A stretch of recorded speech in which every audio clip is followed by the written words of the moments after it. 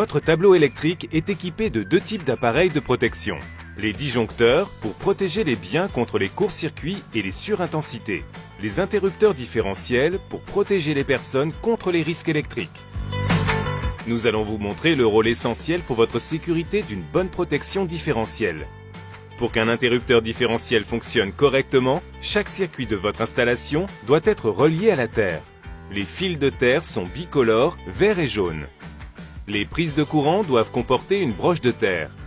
L'enveloppe métallique de l'appareil électrique est ainsi reliée à la terre par l'intermédiaire de son câble d'alimentation. Lorsqu'un appareil présente un défaut d'isolement, une fuite de courant se produit vers la terre. Le risque de choc électrique est réel si une personne touche l'enveloppe métallique de l'appareil. Cette fuite est automatiquement détectée par l'interrupteur différentiel qui coupe aussitôt le courant. Comment fonctionne un interrupteur différentiel? C'est simple. Le courant électrique entre vers les circuits par les fils de phase. Il sort par les fils de neutre. L'interrupteur différentiel, lui, compare en permanence l'intensité du courant qui entre avec celle du courant qui sort.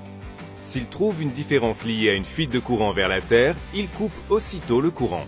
Cette différence est mesurée en milliampères. Par exemple, un interrupteur différentiel qui a une sensibilité de 30 milliampères coupe le courant s'il trouve une différence d'intensité égale ou supérieure à 30 milliampères. Pour votre sécurité, il est essentiel de tester le bon fonctionnement de vos interrupteurs différentiels. Avant de faire ce test, assurez-vous auparavant que vos appareils électriques sensibles, comme les ordinateurs, soient bien éteints. Une fois par mois, appuyez sur le bouton test. La manette doit s'abaisser aussitôt, signe du bon fonctionnement de votre interrupteur différentiel. Si ce n'est pas le cas, votre interrupteur différentiel est défectueux. Il convient de le remplacer.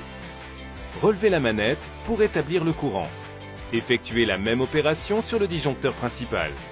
Si la manette ne s'abaisse pas, votre disjoncteur d'abonné est défectueux. Contactez votre fournisseur d'électricité pour le remplacer. Relevez la manette pour établir le courant.